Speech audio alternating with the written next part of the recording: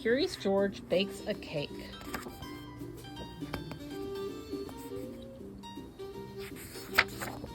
George said his friend, Jimmy's mom is baking cakes today. How would you like to go over and help her out?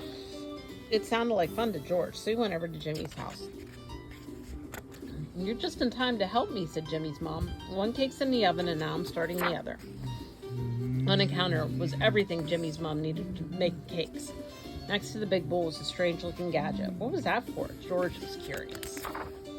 Suddenly, Jimmy's mom stopped working. My necklace, she cried. I know I put it on this morning and now it's gone. George, please help me look for it. George looked all over the kitchen. It's not here, said Jimmy's mom. I'm going to look upstairs. Now George was alone. What was in the bowl? George jumped up and looked in. Then he tasted the batter. It needed something more. He added eggs, some milk, and some flour.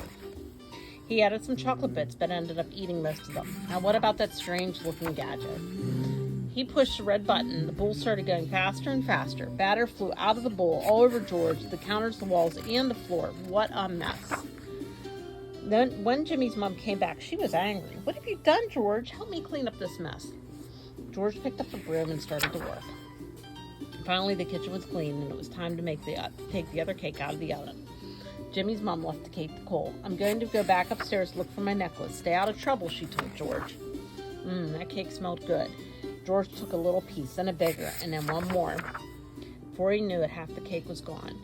But what was that? He saw something shiny. It was the missing necklace. He pulled it out, put it on, and then had some more cake. Soon Jimmy's mom returned. George, she cried. What happened to the cake? Well, when she saw that George had found her necklace, she gave him a big hug.